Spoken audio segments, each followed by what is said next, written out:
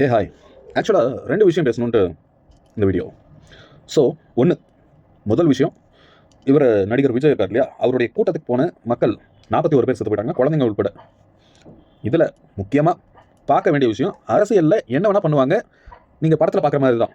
அரசியல் எதிர்க்கட்சி ஒருத்தர் இருக்காங்க அப்படின்னா, அவங்கள எந்த வகையிலலாம் தொந்தரவு பண்ணலாம், அவங்கள தொந்தரவு பண்ணுறதா நினச்சி பொதுமக்களை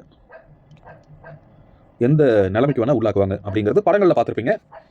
இதில் படமே எவ்வளோ மேல் போல இருக்குது. ஏன்னா படத்தில் கூட இந்த மாதிரி மக்களை கொள்கிற அளவுக்குலாம் காட்சி வந்ததில்லை. அந்த எதிர்க்கட்சி தலைவரை அடிக்கிற மாதிரியோ இல்லை தாக்குற மாதிரியோ அப்படி தான் காட்சி அமைச்சிருக்காங்க படத்தில் கூட. ஆனால் நேரில் ரியாலிட்டியில் மக்களை கொள்கிற அளவுக்கு இறங்குவாங்கன்ட்டு கொஞ்சம் கூட எதிர்பார்க்கல. சரி, அரசியலில் இதெல்லாம் நடக்கும் அப்படின்னு நம்ம யாரோ தானே செத்துறாங்க, அதாவது அவங்க பொதுமக்கள் தான். ஏன் பொதுமக்களுக்கு இந்த மாதிரி தான் கொடுமைகள் நடக்குமா அப்படின்னு கேட்டிங்கன்னா அப்படி இல்லை. இது ஒரு டைம் இப்படி கூட்டத்தில் இடிபாடுகளில் நிறைய இடங்கள்ல இந்த மாதிரி மக்கள் இறந்துருக்காங்க. அது மட்டும் இல்லாமல் தினம் தினம் மக்கள் பாதுகாப்பே இல்லாமல் தான் இருக்காங்க, குறிப்பாக பெண்கள். இன்றைக்கி ரோட்டில் அப்படி எங்கள் தெருவு தான், இந்த தெருவில் தான் ஒரு 3-4 வருஷமாக இருக்கேன். ஆனாலும் ஒரு 4-5 வீடு தள்ளி யாருன்னு தெரில, அந்த பொண்ணு சின்ன பொண்ணு தான், என் பொண்ணு வயசு தான் இருக்கும். அந்த பொண்ணு வேக வேகமாக நடந்து போகுது. நான் மெதுவாக கூடையை கையில் வச்சுக்கிட்டு கடைக்கு போயிட்டுருக்கேன். நான் வேறு கடைக்கு போகிறேன். ஆனால் அந்த பொண்ணு என்னை பார்த்து பயந்து நடந்து வேகமாக போகுது. அந்த மாதிரி ஒரு மனப்பான்மைக்கு இந்த சமுதாயத்தை கொண்டு வந்தது யார்? முன்னாடியெல்லாம் பெண்கள், அதாவது சின்ன குழந்தைகளாகட்டும் பெண்களாகட்டும், ஒரு இருட்டு தேர்வு வழியாக ரோட்லேயே நடந்தால் கூட மற்ற பேய் பிசாசுன்னு அப்படின்னு பயப்படுவாங்க. யாராவது ஒரு ஆம்பளை அதே தெருவில் நடக்கிறாங்க, அது அந்த ரோட்டில் நடந்து போகிறாங்க அப்படின்னா அவங்க கொஞ்சம் தைரியமாக நடந்து போவாங்க.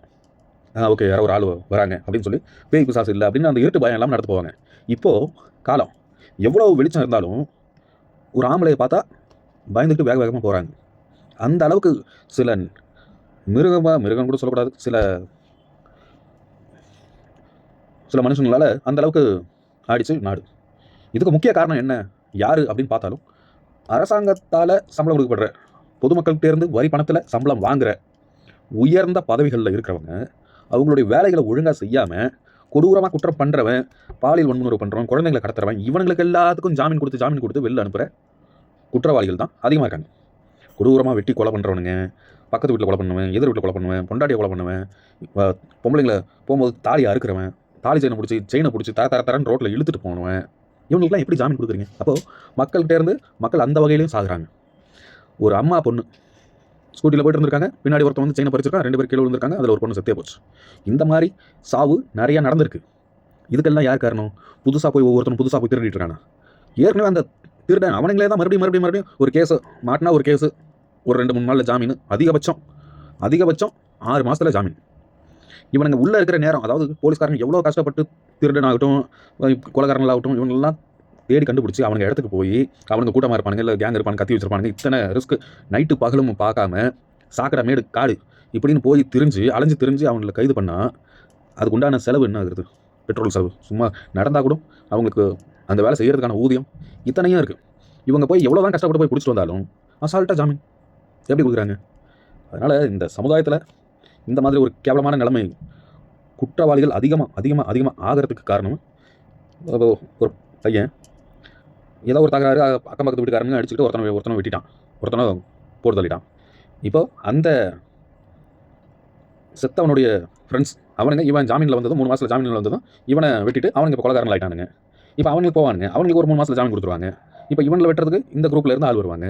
இப்படியே மாற்றி பொதுமக்களுக்கு தொந்தரவு, கேஸு, ஜாமீன். உத்தரப்பிரதேசம்னு நினைக்கிறேன், ஒரு பொண்ணை ஏமாற்றி கல்யாணம் பண்ணி போயிட்டான் ஒருத்தன். அந்த பொண்ணு பல லட்சக்கணக்கான மதிப்பு, ஒரு 30-35 லட்சம் மதிப்பான நகையை வீட்டில் இருந்து எடுத்து போயிடுச்சு. கடைசியில் அவன் பையனுடைய குடும்பம் வேறு ஒரு சமூகம், இவனுக்கு அந்த பொண்ணை ஏமாற்றி கல்யாணம் பண்ணிட்டாங்க. அது அந்த பொண்ணு தெரிஞ்சு சண்டை போடும்போது அந்த குடும்பமே சேர்ந்து அந்த பொண்ணை துண்டாக வெட்டி கொலை பண்ணியிருக்கு. அந்த பொண்ணை நம்பி வந்த பாவத்துக்கு அந்த பொண்ணை நகையை கொடுத்துட்டு உயிரையும் கொடுத்துட்டு செத்து போய் அது மண்ணாக தனித்தனி பார்ட்டாக வெட்டி அந்த குடும்பத்தில் 5 பேருக்கும் 1 வருஷத்துக்குள்ளேயே ஜாமீன் கொடுத்து வெளில அனுப்பிச்சாங்க. இது எப்படி? இது ஒரு சட்டம் இருந்தால் அதில் இருக்கிறவங்களே ஃபாலோ பண்ணுறது இல்லையா? கேவலம் 1000-500க்கெலாம் ஜாமீன் கொடுத்து அனுப்பிச்சிட்டு இருந்தா பொதுமக்கள் எப்படி இருப்பாங்க? இப்போது புரியுதா உங்களுக்கு? விஜய் கூட்டம் போட்டதுனால தான் 41 பேர் செத்தாங்க அப்படின்லாம் இது சொல்கிறீங்க இல்லையா? ஒரு பக்கம் விஜய் மேலே தப்பு சொல்கிறாங்க, ஒரு பக்கம் இது பக்காவாக நம்ம தலைவர் பண்ண வேலை தான் நல்லா தெரியுது. செந்தில் பாலாஜி அவர் ஒரு பர்ஃபார்மன்ஸை போடலான்னு பார்த்தா மேட்டுக்குடி படத்தில் வர ஒரு சீன் மாதிரி அன்பில் மகேஷ் பர்ஃபார்மன்ஸை போட்டார். நல்லா பச்சையாக தெரியுது. எதுக்கு எதுக்கு இதெல்லாம்? ஸோ அந்த 41 பேர் செத்து அது கூட எனக்கு வருத்தமாக இல்லை. ஆனால் நீங்கள் அன்பில் மகேஷ் ஐயா நீங்கள் பண்ணிங்க பாருங்கள் ஒரு பர்ஃபார்மன்ஸ், அதை பார்க்கும்போது சிரிப்பாக தான் வருது. அந்த 41 பேர் எனக்கு ஞாபகமே வரல. ஸோ இந்த 41 பேர் செத்தாங்க அப்படின்றதெல்லாம் ஒரு பெரிய விஷயம் இல்லை. திட்டமிட்டே கொலை பண்ணுற அளவுக்கு இருக்கிற ஒரு மெயினான விஷயம் இந்த தினம் தினம் நடக்கிற குற்றங்கள் தான். நிறைய பேர் பொம்பளைங்களாம் செயின் இருக்காங்கப்பா. நான் கூட ஏதோ ஆம்பளைங்க தான் வந்து இந்த செயின் திருட்டு செயின் பறிப்புலாம் ஈடுபடுவாங்கன்னு பார்த்தா பொம்பளைங்க குழந்தைங்க ஸ்கூல் படிக்கிறவங்களாம் கத்தி தூக்கிட்டு இருக்கான். அப்போ சட்டத்து மேலே அவனுக்கு பயம் இல்லை. சட்டத்து மேலே அவனுக்கு பயம் இல்லைன்னா என்ன அர்த்தம்? சட்டத்தில் நீங்களாம் என்னத்தை போங்க? அப்போ நீங்களாம் டம்மின்னு தானே தோணுதா இல்லையா? அப்போ ஒரு ரவுடி தானே ஹீரோவாக இருக்கான். ஒரு ரவுடினா கட்ட பஞ்சாயத்து பண்ணுறவங்க அவங்க தானே ஹீரோ. அப்புறம் என்ன சட்டத்தில் இத்தனை ஜட்ஜிங்க, இத்தனை போலீஸ்காரங்க, நீங்களாம் என்ன என்ன பண்ணுறீங்கன்னு எனக்கு புரியல. இப்போ ஸ்கூல் காலேஜெல்லாம் சீஃப் கெஸ்ட்டாக கூப்பிட்றாங்க. இது ரெண்டாவது விஷயம், ஃப்ரீடம் ஆஃப் ஸ்பீச். இந்த ஃப்ரீடம் ஆஃப் ஸ்பீச் அதை பற்றி நான் பேச வரல. நீ என்னமோ பண்ணி தொலை, எவனையும் கூப்பிட்டு தொலை, அதை விட்டுருவேன். ஒரு கேகே சேனலுக்கு வந்து காப்பிரைட் ஸ்ட்ரைக் கொடுத்தாங்க. அதை பற்றி நிறைய பேர் பேசுகிறாங்க. அது வந்து நான் ஆதரிக்கிறேன். அதாவது ஏதாவது ஒரு கருத்து சொன்னால் நீ ஸ்ட்ரைக் கொடுப்பியா அப்படின்றத அது நான் அந்த கருத்துக்கு வந்து நான் ஏற்றுக்கிறேன். என்னுடைய பாயிண்ட் வியூ என்னென்னா, இந்தியாவின் தூண்கள் அப்படின்னு ஒரு 20 வருஷம் முன்னாடி 30 வருஷம் முன்னாடி இருந்திருப்பாங்களா இந்தியாவின் தூண்கள்ன்ட்டு. இவனுங்க ஒழுங்காக வேலை செஞ்சா ஏன் இந்தியா ஒன்றும் இப்படி இருக்குது?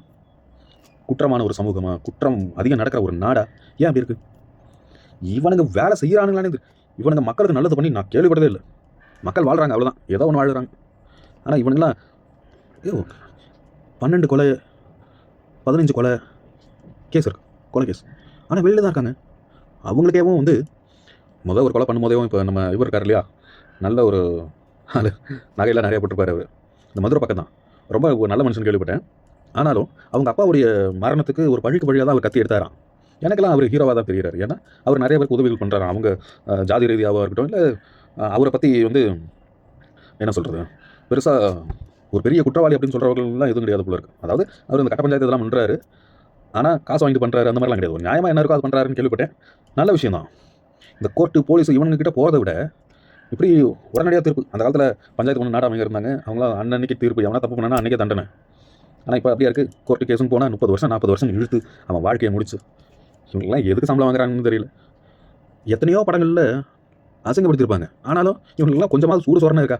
இப்போ உதாரணத்துக்கு பார்த்தீங்கன்னா வருத்தப்படாத வாலிபர் சங்கம், வருத்தப்படாத வாலிபர் சங்கம் இல்லை, அது என்ன படம், சிவகார்த்திகேயன் ராஜ்கிரன்லாம் இருப்பாங்களே, அந்த படத்தில் சொத்தை பிரிப்பாங்க. அப்போ வந்து ஒரு சீனில் சொல்லுவாங்க கோர்ட்டுக்கு போய் பார்த்துக்கலாம் அப்படின்னு சொன்னதும், கோர்ட்டு கேஸ்லாம் வேணாம் தாத்தா, அங்கெல்லாம் போனால் 30-40 வருஷம் ஆகும் அப்படிமா சிவகார்த்திகேயன் அப்படி சொல்லுவார் ஒரு டைலாக். அது மட்டும் இல்லை, என் சிங்கம் படத்தில் கூட சூர்யா ஒருத்தர் ஒரு குற்றவாளி, ஒரு அவரை அக்யூஸ்டு எல்லா எவிடன்ஸும் வச்சு கைது பண்ணி கோர்ட்டில் நிறுத்துவாங்க. அடுத்த நாளே போலீஸ் ஸ்டேஷன் வாசலில் அந்த வெளில வந்து நிற்பான். இதெல்லாம் எவ்வளோக்கு எவ்வளோ உண்மையாக இருக்குது, நடக்கிறது தான். இத்தனை இது பட்டும் இவங்கெல்லாம் வந்து புரியாது, அவங்களுக்குலாம் தெரியாதா? அதெல்லாம் ஒன்றும் கிடையாது, எல்லாம் காசு தான். இன்னொரு விஷயம் என்னென்னா, இது எல்லாமே ஒரு இன்டர்லிங்க்டு தான். எல்லாருக்கும் அவனுக்கு ஒரு பயம் இருக்கும். பயம் தான் குடிங்களா? ஒரு போலீஸ்னால் எல்லாம் எவ்வளோ பவர் இருக்குது. ஒரு ஒரு ஒரு குற்றவாளி கொடூரமாக ஒரு குற்றம் பண்ணியிருக்கானா அப்பயே போட்டு தள்ளியிருக்கணும். அதானே ஒரு போலீஸோடைய வேலை. அதை விட்டுட்டு அவனை பிடிச்சிட்டு போய் கோர்ட்டில் நிறுத்தி அங்கே அவன் ஜாமீன் வாங்கிட்டு மறுபடியும் இப்போ போலீஸ்காரங்களே அடிக்க ஆரம்பிச்சிட்டாங்களா?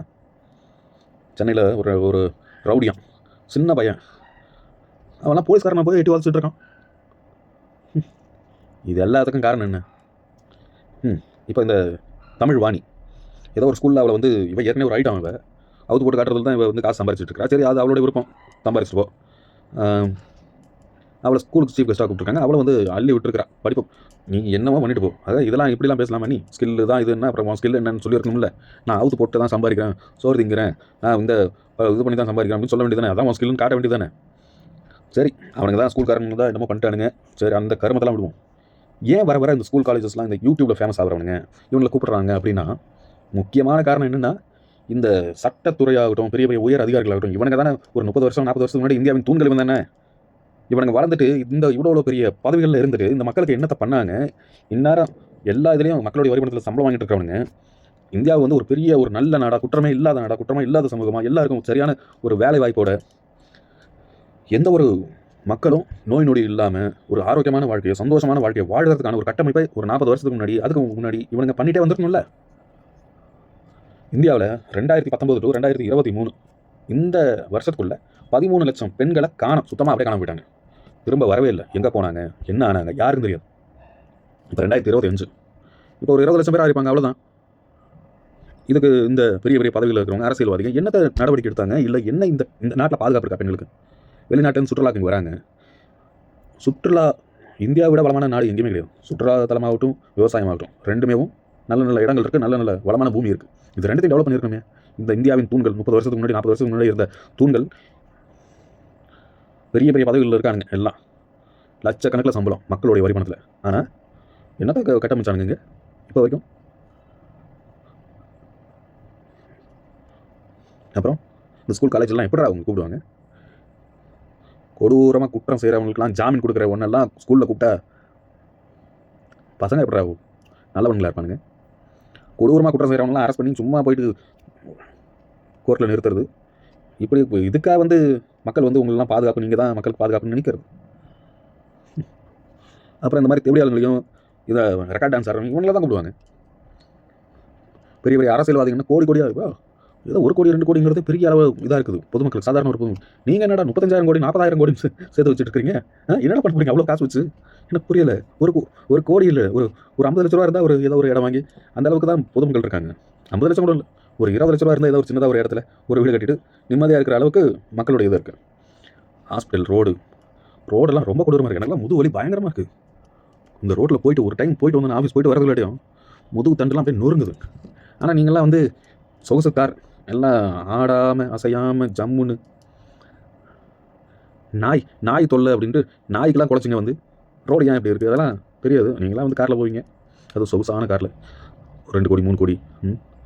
நாங்கள் ஒரு 20,000 30,000 செகண்ட் ஹேண்ட் வண்டியில் தட நடிச்சு ஆஃபீஸ் போயிட்டு வரதுலாட்டியும் நீங்கள்லாம் பேசலாமேடா. அப்புறம் ஸ்கூலு காலேஜெல்லாம் ஐட்டத்தை தான் சீஃப் கெஸ்ட்டாக கூப்பிடுவாங்க. உங்களெல்லாம் கூப்பிட்றதுக்கு இதுங்களே ஒரு ஐட்டமாக இருந்தால் கூட அவன் சந்தோஷத்தை கொடுக்குறா. ஒரு ரெக்கார்ட் டான்ஸராக, ஒரு காமெடி, ஒரு கிரிஞ்சு கம்னாட்டியாக இருந்தாலும் அவனை பார்த்து மக்கள் சிரிக்கிறாங்க. இவங்களே கூப்பிட்டு போகலாமே. உங்களெல்லாம் கூப்பிட்றதுக்கு உங்களால் மக்களுக்கு நஷ்டமும் தொல்லையும் துன்பமும் தான். பெரிய பெரிய அதிகாரத்தில் இருக்காங்க, பெரிய பெரிய அரசியல் பதவியில் இருந்துட்டு மக்களுக்கு துன்பத்தையும் தொல்லையும் தான் கொடுக்குறீங்களே தவிர உங்களால் மக்களுக்கு எந்த ஒரு நல்லதும் நடந்ததே இல்லை.